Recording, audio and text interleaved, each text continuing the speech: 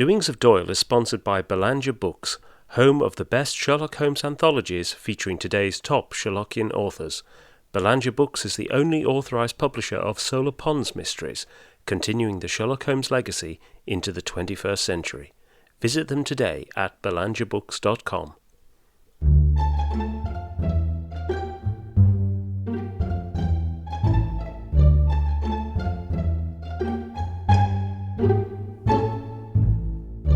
Welcome to Doings of Doyle, a podcast dedicated to the works of Sir Arthur Conan Doyle, the creator of Professor Challenger, Brigadier Gerard, and, of course, Sherlock Holmes. I'm Mark Jones. And I'm Paul Chapman, and together we'll be exploring Doyle's eclectic bibliography to understand more about the great man's life and work. We'll be discussing his fiction and non-fiction, the well-known and the obscure. And stopping by Baker Street along the way. You can find out more at doingsofdoyle.com or follow us at Doings of Doyle on Twitter. Hello and welcome to episode 32. It's time to get in training as we take on Silas Craggs in Conan Doyle's boxing tale, The Croxley Master from 1899. And here's Paul to introduce the story. Robert Montgomery is a struggling young doctor's assistant in a Yorkshire mining community in 1897. He needs £100 to complete his university medical training, but sees little short-term prospect of earning or saving such a sum. He is, however, also a sporting man, and a chance and violent encounter with a part-time pugilist raises the tantalising prospect of his entering a local fight with £100 prize money. But how is he to obtain a short leave of absence from his pious and upstanding employer, Dr. Oldacre? And, this achieved, how will he then fare against his veteran opponent, Silas Craggs, better known as the Croxley Master, hard-fighting champion of the neighbouring ironworks? The Croxley Master was written in May 1899, around the time of Conan Doyle's 40th birthday, and there was a lot going on in his personal life as well as reaching this milestone. His brother Innes had recently joined the Royal Horse Artillery and had just been posted to India, while his youngest sister Dodo was married to the Reverend Charles Angel, not far from the Masongill estate in Yorkshire where his mother had retired. And Conan Doyle was increasingly involved in public campaigns, on everything from the First International Peace Conference at The Hague to the celebrations of the millennium of the death of Alfred the Great. And in his writing life, he was equally busy and demonstrating himself capable of producing stories in a wide range of styles and on varied topics. The Strand spent most of 1898-1899 serialising his Round the Fire stories, an excellent collection of mystery tales that include classics like The Beetle Hunter and The Brown Hand.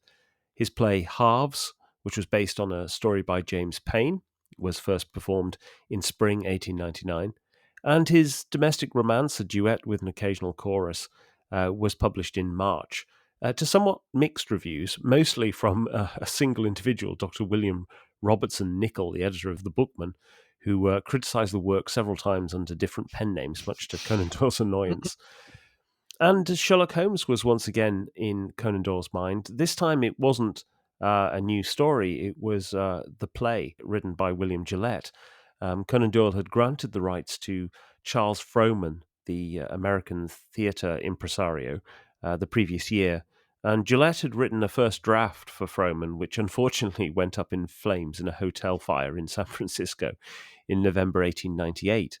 Spin on 6 months, and Gillette set sail across the Atlantic and arrived at Portsmouth in mid-May 1899, where he was greeted by Conan Doyle. And famously, Gillette disembarked from the ship as Sherlock Holmes and walked up to Conan Doyle with a magnifying glass and deduced that his greeter was unquestionably an author. A few days after Gillette's visit, Conan Doyle completed The Croxley Master, and shortly after his 40th birthday, he wrote to his mother, "I've done such a good prize-fighting story, 16,000 words, my very best active style. Scene in Yorkshire, the miners versus the ironworkers. Shall get £800 out of the Strand for it, and it will be so useful for my approaching book of short stories. It is a ripper." And he, at that time, he called it The Croxley Champion. We're not actually sure what the book of short stories would be, but it was most likely Round the Fire stories, although that actually didn't happen until 1908. Now, being quite a long story, The Croxley Master was published in 3 parts in the Strand magazine in October, November and December 1899, with illustrations by Sidney Paget, in which Robert Montgomery looks distinctly like Holmes on a few occasions. And it received positive reviews in the newspapers, with many comparing it very favourably to Rodney Stone, Conan Doyle's Regency boxing novel, which he'd published 3 years earlier. The Croxley Master then appeared in The Green Flag and Other Stories of War and Sport in 1900. Yeah, it's particularly interesting there with the Green Flag that it's subtitled, stories of war and sport. The time this story is written and published, there's a lot of kind of almost questioning of self and national identity going on in Britain at this time. We're talking, post Oscar Wilde trial, when Wilde and his cleverness seemed to be, the apogee of the cultural scene Mm, in the mid 1890s, and then with his downfall, there's this move towards masculinity and the almost kind of boorish masculinity over what is perceived as over clever effeminacy, mm, and you get this very clearly stated by Robert Montgomery in the story, where when he's disagreeing about boxing and that sort of sport world with his employer, Dr. Oldacre, mm, Montgomery says his conscience gave him no concern upon the subject. Endurance and courage are virtues, not vices, and brutality is at least better than effeminacy. It's mm, a very strong quote, that one, and mm, it fits in very much with the mood of the time. It's significant. I think this story is actually set in 1897, which is the year of Queen Victoria's Diamond Jubilee, which is regarded as the high watermark of Victorian imperialism. mm, The year after that, we're going to get the victory in the Sudan. Of Omdurman over the Mahdist hordes mm. in September 1898. But as Doyle is writing the Croxley Master, we are about to enter the Boer War, Yes. a very controversial war even at the time, and Doyle himself was very much in favour of the Boer War, which was seen across the world and by many people in Britain as imperialist bullying. Britain throwing its imperial might against a bunch of Boer farmers in South Africa. But this is proved quite different in the practice. Just as the Croxley Master is being published in the Strand, the British Army is suffering a series of desperate defeats Mm, at the hands of the Boers in December 1899, which became known as Black Week, with a number of battles involved in that. And again, this is the rethinking begins to enter this doubt, and writers and cultural figures like Doyle of that view of we must have this masculinity, are doing their best to support the war, and mm. and so this is the kind of the context within which this story is appearing, and as you've pointed out, Mark, getting cultural plaudits. Yes.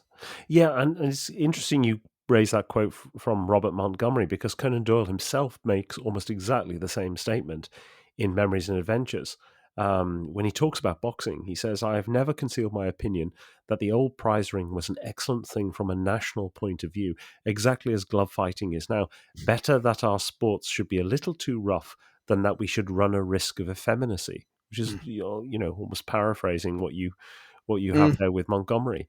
And again, it's interesting in this context as well of this story, coming back to the Oscar Wilde trials, that the man who is the cause of Wilde's downfall is the Marquis of Queensberry, Yes. who actually brought in the Queensberry rules in the 1860s. Yes, absolutely. Yes, and it's very clear here that Conan Doyle is drawing a direct connection between sport, particularly boxing here, and moral character and empire. I mean, there was a great debate about um, physical health as well, Mm. and the physical state of the British Army, the fear that actually troops were poorly equipped, poorly trained, poorly disciplined. Perhaps like moral courage was occasionally cited as being an argument as well. Mm. But Conan Doyle's here drawing a really direct connection between the power of boxing specifically and the moral health of the nation. In particular, he's making the point about sport being a unifying factor for the various classes within society. There's a fantastic sequence at the beginning of the second part of the Croxley Master where he describes beautifully this unifying effect. So as the coal workers and the iron workers are descending on the match, he says, literature, art, science, all these things were beyond their horizon. But the race, the football match, the cricket, the fight, these were things which they could understand, which they could speculate upon in advance and comment upon afterwards. Sometimes brutal, sometimes grotesque, the love of sport is still one of the great agencies which makes for the happiness of our people. It lies very deeply in the springs of our nature, and when it has been educated out, a higher, more refined nature may be left, but it will not be of that robust British type which has left its mark so deeply on the world. So this idea that it is the sport-loving, proud British working class types, combined with the more refined middle-class types that Montgomery represents, that have built this empire. There are a few points of real interest in that quote as well. One about the when it has been educated out, Mm, and this is being written by a man who's had a very, very good education, but he still loves mm, this sort of sport, and as we've just quoted, is willing to say, better brutality than effeminacy. mm. So it doesn't get entirely educated out.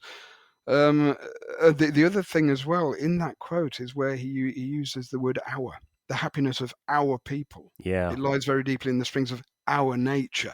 He's very much identifying with this.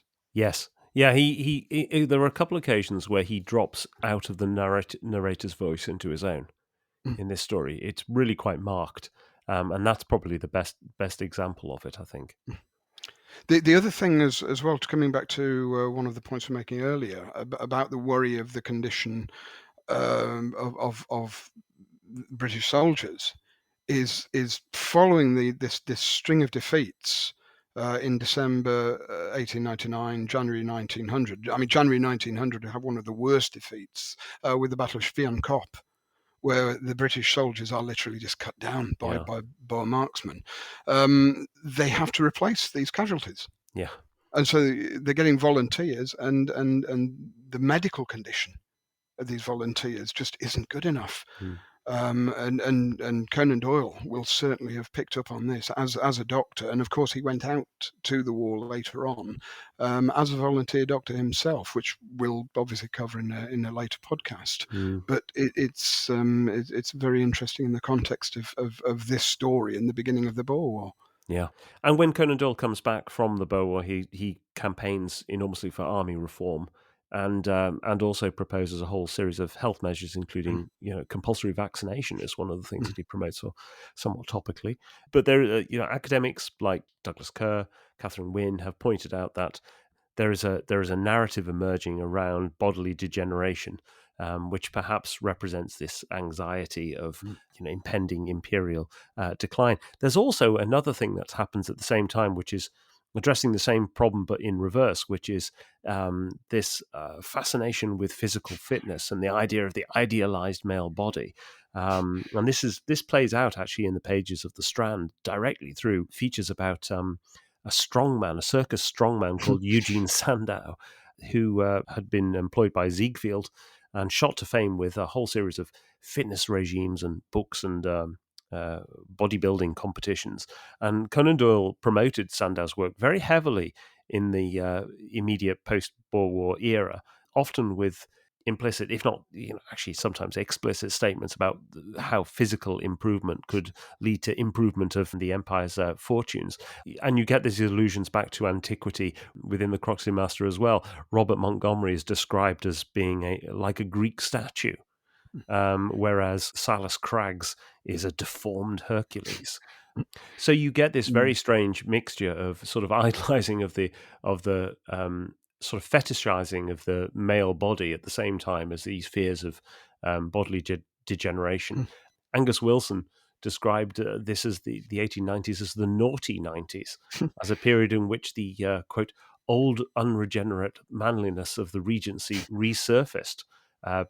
presumably as a reaction to what was happening with Wilde and others. Mm. And you've also got this interesting irony. Doyle and his supporters would find a bit disturbing if they thought about it too deeply. Is with all this fetishization of the male form, Mm, there is inevitably, as you'll get a lot of this sort of literature, this almost unconscious homoeroticism. It can't help but creep in. absolutely.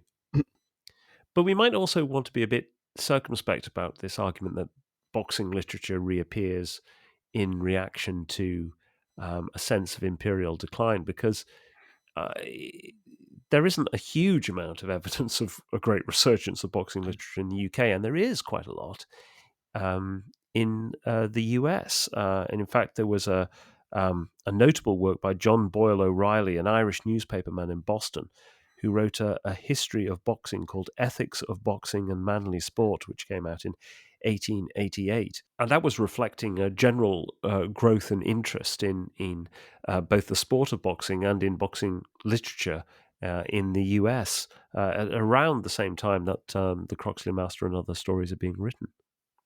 Yeah. You got sporting heroes in the kind of American dime novels Mm, at this time, and this would later also resurface in the pulp magazines in the interwar years, where you would get specific sports and specific boxing pulp magazines, and the creator of Conan the Barbarian, Robert E. Howard, who was also, like Doyle, very interested in physical culture.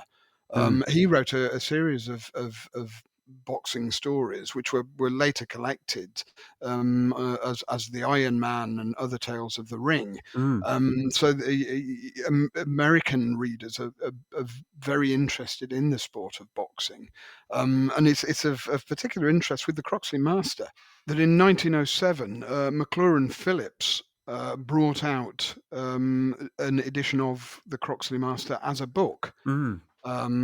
with curious illustrations, because the story is set in 1897, but all the illustrations are from the grand age of Regency Yes. boxing. And then in 1925, the American version of Tales of the Ring and Camp is actually retitled The Croxley Master and Other Tales of Ring and Camp.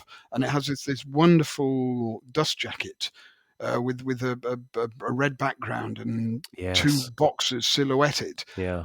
But just as the 1907 Croxley Master had the wrong period for the with the Regency illustrations, the Croxley Master of 1925, the silhouettes look like boxers of 1925 Yes. rather than boxers of the 1890s. Yeah.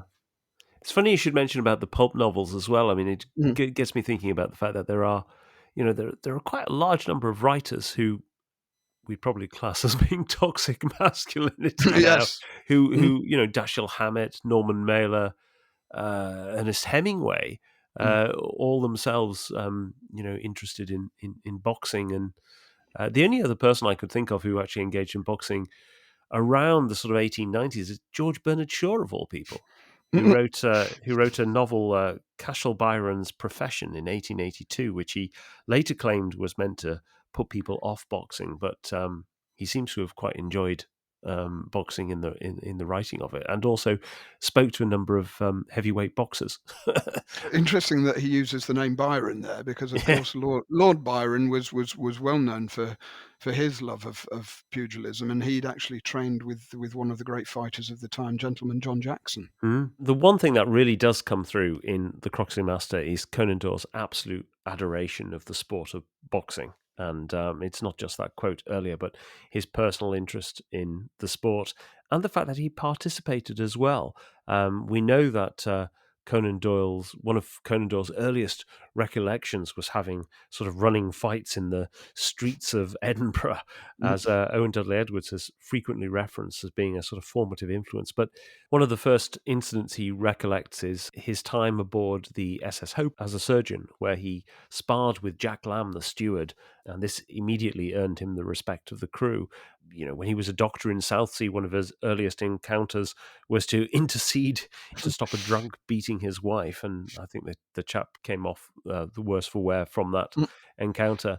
And there's also this sort of tantalizing hint in A Life in Letters, in the collection of Conan Doyle's early correspondence that he might have threatened violence against Brian Charles Waller, Mm. the Doyle family lodger, who we mentioned and talked about in episode 17 on Uncle Jeremy's household. In Memories and Adventures, he also recollects another incident when he was, presumably when he was a GP in Southsea. He went to examine a man for his insurance, and they, over conversation, they discovered that they were both interested in boxing, and so the gentleman went to his cupboard and brought out a pair of boxing gloves. And Conan Doyle wrote, "We fought several very brisk rounds, with no particular advantage either way, but the contest always stands out in my memory for its queer surroundings and the old English picture in which it was set. It was one of several curious by-battles in my career. I recollect another where another man and I, returning from a ball at 5 of a summer morning, went into his room and fought in our dress clothes several very vigorous rounds as a wind-up to the evening's exercise." So clearly interested in boxing himself, and it's not just that experience that comes through in the Croxley Master. The Croxley Master very clearly draws on his experience as an apprentice during his undergraduate years. Mm. And of course, Conan Doyle was very short of money, and his father was not capable of supporting the family. And it was for that reason that he took these assistantships to partly pay his way, but also to support his family. In Memories and Adventures, he wrote, "It was clearly very needful that I should help financially as quickly as possible, even if my help only took the humble form of providing for my own keep. Therefore, I endeavoured almost from the first to compress the classes for a year into a half a year, and so to have some months in which to earn a little money as a medical assistant who would dispense and do odd jobs for a doctor." And in April 1878, the first of these placements was as a temporary assistant to Dr. Charles Sidney Richardson of Sheffield. Richardson was an Irishman by birth who had done part of his training in Edinburgh, and so that was probably the connection. And he had an inner city practice in the Spittal Hill area of Sheffield on Nelson Terrace. And there are sort of different versions as to what happened, but it was a very short-lived, I think it was only 3 weeks in Mm. total, that Conan Doyle was there. In Memories and Adventures, he said, "My first venture in the early summer of 78 was with a Dr. Richardson running a low-class practice in the poorer quarters of Sheffield. I did my best, and I dare say he was patient, but in the end of 3 weeks, we parted by mutual consent." And actually, Conan Doyle came back to Sheffield in 1921, and he recalled, "It's not generally known that I once lived in Sheffield. When I was a medical student, 17 or 18 years of age, I advertised my willingness to learn a little about medicine, and a Dr. Richardson, who lived in Spittal Hill, was good enough to take me on. I had no salary, which was probably what I was worth, and it was just as well for the population of Sheffield that in a few weeks that I got the order of the boot." In private, though, there's probably a slightly different take on this. And he wrote a letter to his mother shortly after this brief tenure in Sheffield and said, "Those Sheffielders would rather be poisoned by a man with a beard than saved by a man without one. I believe since that the real reason of the Richardson rupture was that several of his patients said I looked too young. He said as much the morning I left." And I've always loved that part of that letter because I think herein lies the origins of the Conan Doyle moustache. Because we certainly know by the time he graduates with his graduation photograph, he's grown a moustache. And his moustache was always of fine proportions. So it is this kind of thing. I get the sense myself that he didn't like looking boyish, and Oh, I love that. this is part of his reason for growing the moustache, as well as his wanting to probably look military and masculine and grown up, and that this is all going on, and the moustache would become very, very important for the image. Yeah. Well, it's the logo of the ACD Society now. Yes. So so after finishing in Sheffield and possibly growing his mustache then, I'm not sure, he then moved to a second apprenticeship, which was with Dr. Henry Francis Elliot of Cliff House in Royton of the 11 Towns in Shropshire, which Conan Doyle once disparagingly described as being not big enough to make one town, let alone 11. Um, And he and Eliot seem to have had a bit of a feisty relationship. There's something of the sort of Montgomery and Oldacre relationship in this one. He describes quite a sad existence as an apprentice, living alone, living separate from the family, Mm. and only occasionally going into the room to sort of dine with them, which of course is a scene in the Croxley Master as well. He describes how he had a disagreement with Eliot over capital punishment. Conan Doyle was in favour of abolition, Eliot wasn't. But also, there's an interesting moment where Conan Doyle wanted to come home to Edinburgh and was inclined to ask to borrow a coach and horses, but sort of instinctively knew Eliot wouldn't allow it because he thought it was unbecoming of an apprentice. And so he didn't bother asking in the end. And all of that sort of has the feeling of the wonderful moment in the Croxley Master where Montgomery has to ask for the Saturday off. Mm. It was in one of these letters to his mother that Conan Doyle described the poor experience of being an apprentice.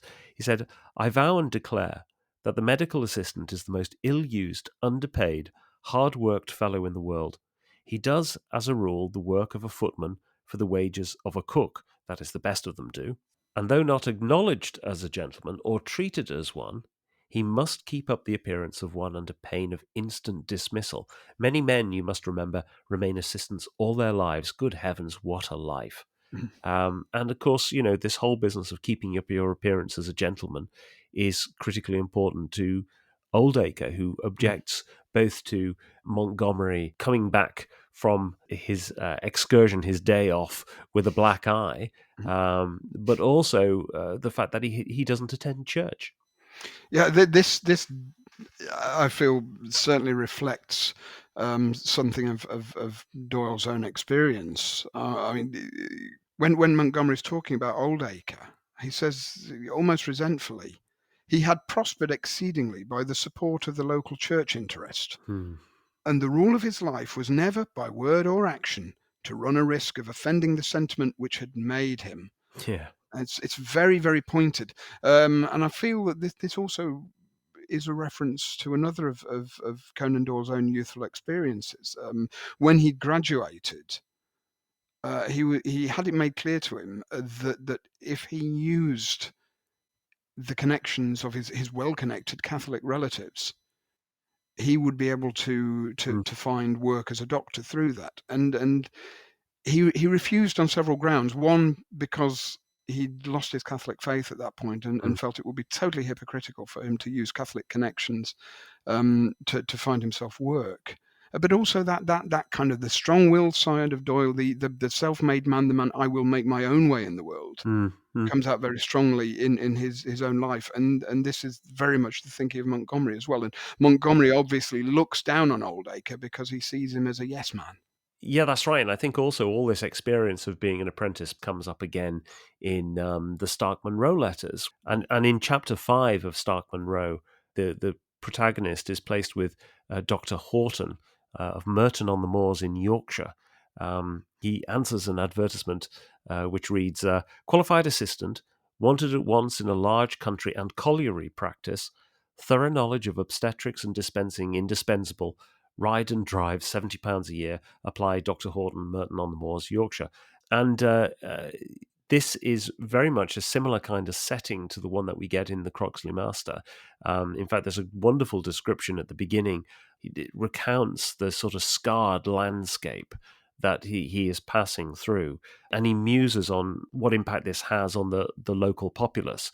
What can life offer them to make up for these mutilations of the face of nature? No woods, little grass spouting chimneys, slate-coloured streams, sloping mounds of coke and slag, topped by the great wheels and pumps of the mines, cinder-strewn paths, black as though stained by the weary miners who toil along them, lead through the tarnished fields to the rows of smoke-stained cottages. How can any young unmarried man accept such a lot while there's an empty hammock in the Navy or a berth in a merchant forecastle? Again, he's making this connection back to the imperial life, I suppose. But it's in this chapter in Stark Munro, he goes into great detail about the workings of, the daily life of an apprentice. And it is almost exactly the same as the opening scene of the Croxley Master, where Montgomery is preparing the medicines for collection, and in comes Ted Barton demanding the medicine for his wife.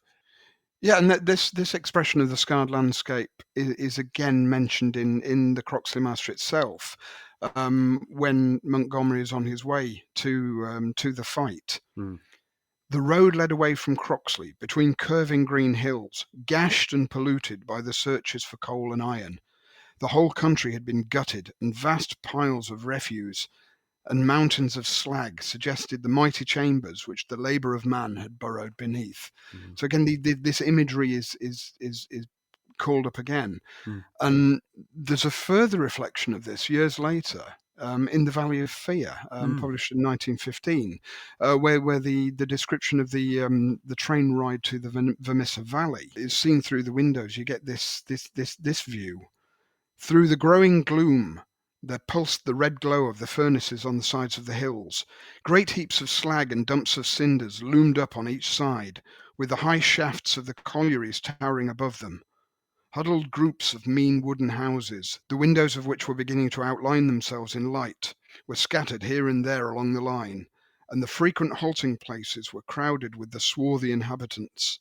The iron and coal valleys of the Vermissa district were no resorts for the leisured or the cultured. Everywhere there were stern signs of the crudest battle of life, the rude work to be done, and the rude, strong workers who did it.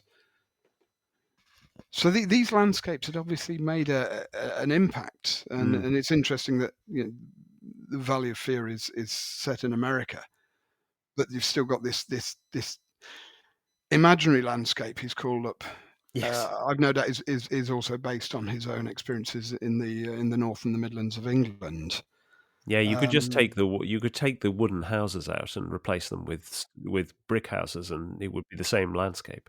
yeah, but what's also interesting in this description in the Valley of Fear, is that he seems to be referring back to old stories. So as the train's going along, it passes through Barton's Crossing, and the part-time prize fighter in Croxley Master is called Barton, and then you get passing through the purely agricultural county of Merton, which again, Merton on the Moors in Stark Munro letters. So it's interesting how these works all tie together, and Conan Doyle is all the time obviously thinking of previous works and his own experiences. Yeah, and as well as the references to the coalfields and the colliery landscape in Stark Munro letters, you also get, of course, the instance of boxing, because at one point the Collingworth pulls out of the cupboard a pair of gloves, and he and Stark Munro start to beat seven shades out of each other as Mm-mm. entertainment. Um, and Conan Doyle had done an awful lot of research into boxing, and this really did inform not just the Croxley Master, but also other works, notably Rodney Stone, we mentioned at the introduction, which came out in 1896. And the research that he'd done into boxing is quite important, because those texts sort of cemented several themes which were then reflected in the Croxley Master and other works. If you read the preface to Rodney Stone, he's particularly influenced by a couple of books, including Henry Downes Miles' Pugilistica from 1880, and a much earlier work, Pierce Egan's Boxiana in 1812 to 29.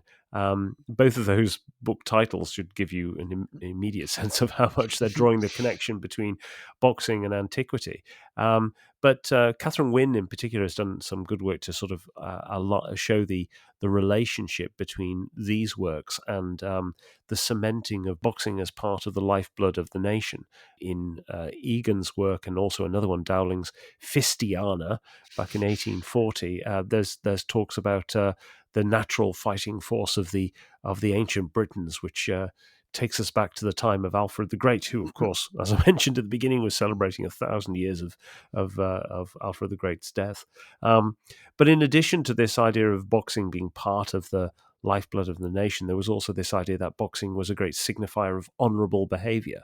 And that's particularly important in the Croxley Master, because, of course, Silas Craggs feigns an injury and almost fells Robert Montgomery to the ground by effectively playing foul. But ultimately, Montgomery he learns the lesson and turns the tables on Craggs at the end of the boxing match. Conan Doyle repeatedly draws this connection between boxing and honor and chivalry. And there's a great moment where Montgomery is in the carriage on the route to the fight, and there's all the supporters are cheering him on the way. "Good luck, sir, good luck to thee," they shouted from the roadside.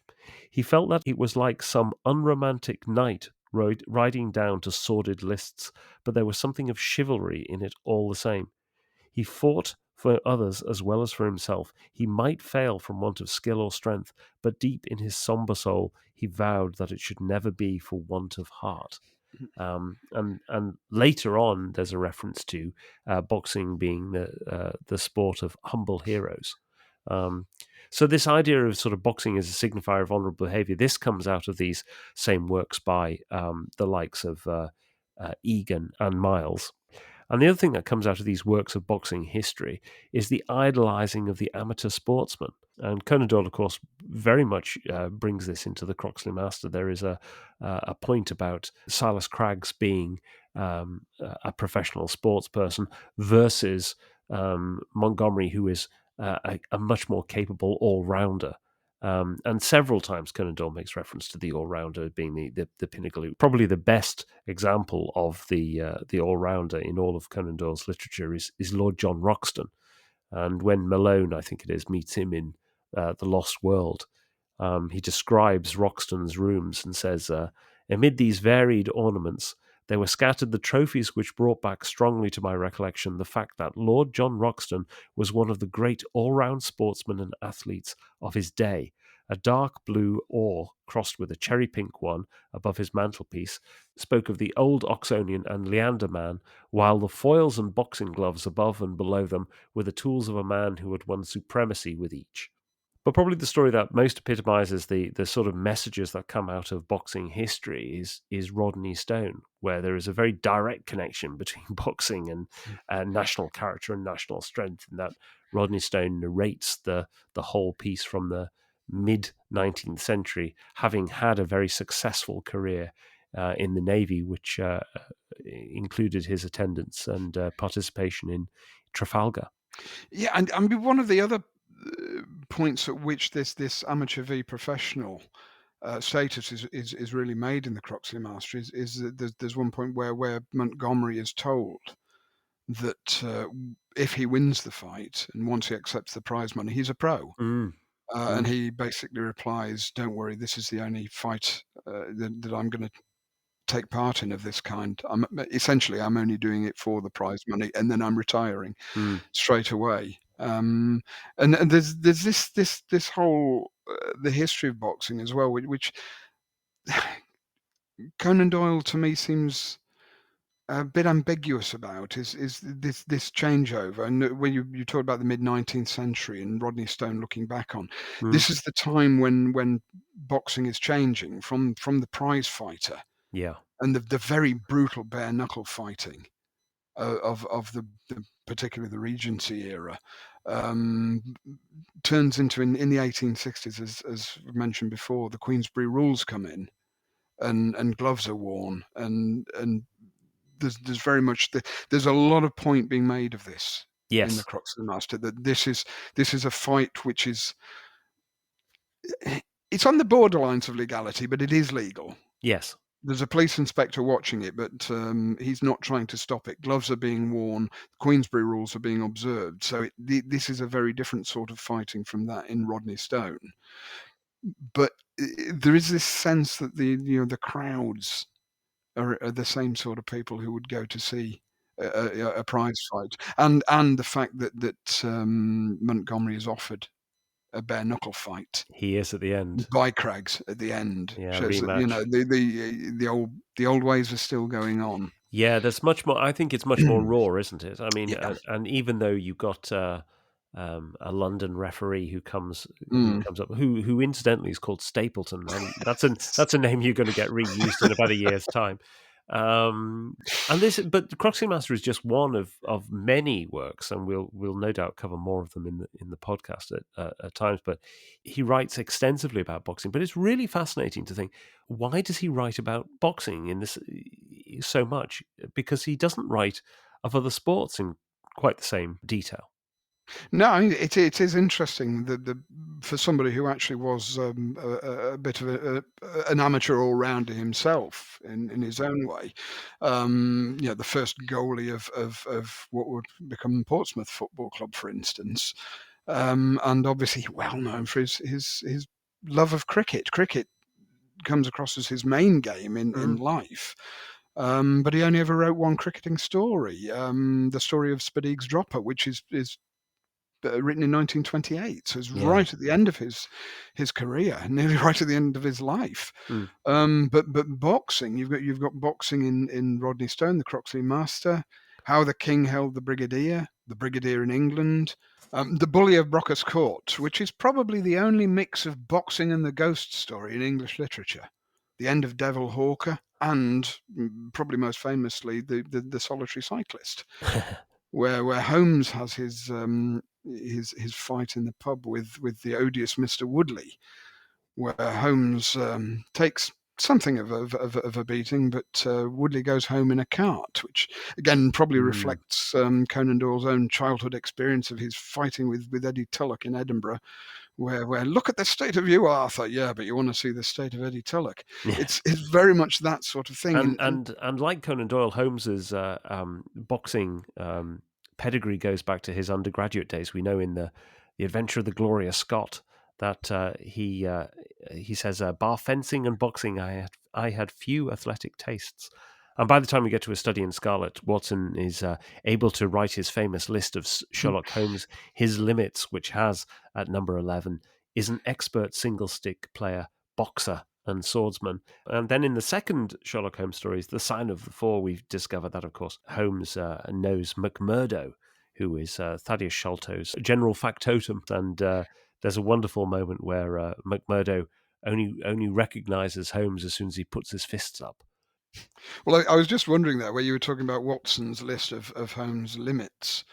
How he knows that Holmes by that point is an expert boxer. You just wonder, are there two pairs of gloves knocking about in Baker Street, and have they had an impromptu boxing match? That's right. They come back from from Simpsons on the Strand and decided to take seven shades out of each other. Oh, I like it. Boxing obviously did appeal to this almost gladiatorial sense. Yeah, And because it is this sport, which is a sport for it's individuals, it isn't team sport. You can describe the movements more easily. yeah. And it is this gladiatorial combat, which has got a natural dramatic edge to it, which in the hands of a really quality writer like Doyle, he's even if you're not interested in boxing, he draws you in. Yeah, I think that final battle works well because it is sort of described as a battle of wits as much as a melee. And it's interesting he draws parallels with naval warfare in this as well. He says at one point, the master was determined to follow up his advantage and rushed at him, slogging furiously right and left. But Montgomery was too young and active to be caught. He was strong upon his legs once more, and his wits had all come back to him. It was a gallant sight, the line of battle ship trying to pour its overwhelming broadside into the frigate, and the frigate manoeuvring always so as to avoid it. And actually, right at the end, as if to sort of underscore this, when the master is finally laid on the canvas by a fierce right punch from Montgomery. It says, 8, 9, 10, said the timekeeper, and the roar of 1,000 voices, with a deafening clap like the broadside of a ship, told that the master of Croxley was the master no more. So we're getting close to time now. So, Paul, what do you make of the Croxley Master, having reread it again now for the first time in a long time? Yeah, it's a story that I'd kind of stayed away from because I'm not a huge fan of boxing myself. And going back to it, it is a very good story, well worth reading, and it is like all these kind of stories. It's from a great writer, so it transcends Yeah. the subject. This isn't, just about a slogging boxing match. There's far more going on there, and the actual boxing match, as we've said, with the writing is so good, you get swept up in it anyway. Yeah, yeah, But it's an interesting piece, partly because of when it was written, as we've said, with this 1899 thing, with so much going on. It's a real sort of almost a totemic yeah, piece for the time, because of this sort of the Boer War surroundings, and issues of imperialism and masculinity, and also for Conan Doyle himself, where he was at this point. He's writing this just as he's turning 40, and it's very telling, I think, that Montgomery, who reflects the young Conan Doyle, mm, the medical assistant, the young man, the man who's in the peak of physical condition, is up against an opponent who is 40 years old. It's specified that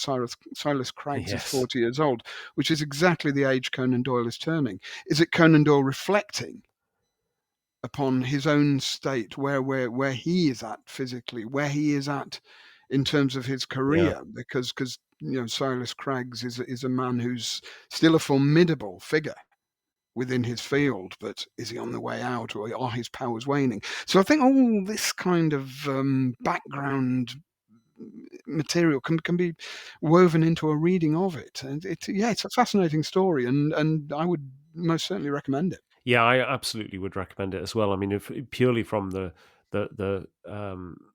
the standpoint of the storytelling. I mean, it is quite an astonishing piece to read now because it feels incredibly modern.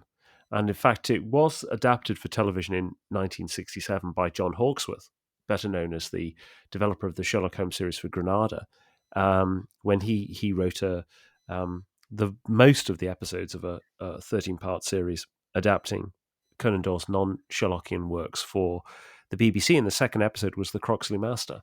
And if you look at the script of that, you can see that he changes almost nothing. The beats of the story are exactly the same. The dialogue, with the attention to dialect and accent, which is really pronounced in the story, is a great feature of Conan Doyle's writing in this story. Hawksworth lifts all of that. There are a couple of really great character pieces in the middle of the Croxley Master, which we haven't touched on in the podcast, but are really brought out by Hawksworth. The first is the Master's son. And there's a wonderful moment where Montgomery is given the secret of how to defeat the Master when the Master's son comes to the training room and tells him that the Master is sort of fair fogged, I think the word is fair fogged in the left eye, slightly, half blind in the left eye. And the backer asks why he's doing this. Is he doing it for love, in the sense that actually this will make Montgomery's task easier and the fight will be over quicker? And the boy says no, for hate, because at this point the Master is actually having an affair with another character, the second point in the story that we haven't covered, which is Anastasia. And Anastasia is the Master's sparring partner, but also his mistress. And she's a brilliant character. She's an absolutely brilliant character. She only has a few moments in the story, but Conan Doyle is not known for his strong female characters. And here you get this very real, I think it feels incredibly real, this character. And in fact, at the end, Montgomery is laid on the canvas himself, having defeated the Master. Anastasia comes up to him and blacks his eye, and it's that ends up in Montgomery falling flat on the canvas. So much for boxing as the ultimate depiction of masculinity. Montgomery ends up being defeated by Anastasia. But I think the story is so brilliantly told, is so wonderfully paced. The plotting is brilliant. The characterization is brilliant. This really does rank for me as one of Conan Doyle's best short stories. It's sort of top 5 material for me, this one. And it's been a great joy to revisit it again for the podcast. So that brings us to the end of this episode. If you'd like to read the show notes, you can find them at doingsofdoyle.com. And if you are enjoying the podcast, please leave us a rating or review, or consider sponsoring us either at patreon.com/doingsofdoyle, or you can sponsor us via PayPal at the website doingsofdoyle.com. So, Paul, what have we got on the show next time?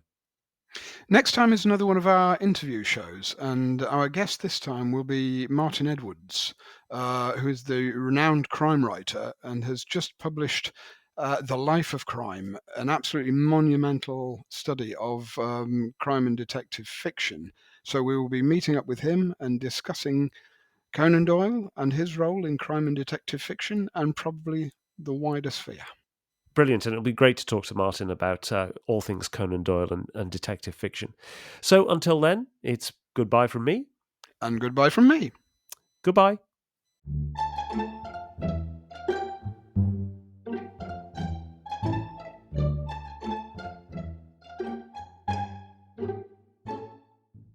And which Sholto is it, more importantly? It's Bartholomew. It's Bartholomew. There you go. I was about to get Thaddeus. that wrong. Which It's one's Thaddeus. It is Thaddeus. Thaddeus. Because Thaddeus talks about, we must go and see Brother Bartholomew. And That's get right. better, Brother Bartholomew. It's a good impression, that. It was absolutely delicious, Watson. So I see. A straight left against a slogging ruffian. I emerged, as you see. And the slogging ruffian? Mr. Woodley was taken home in a cart.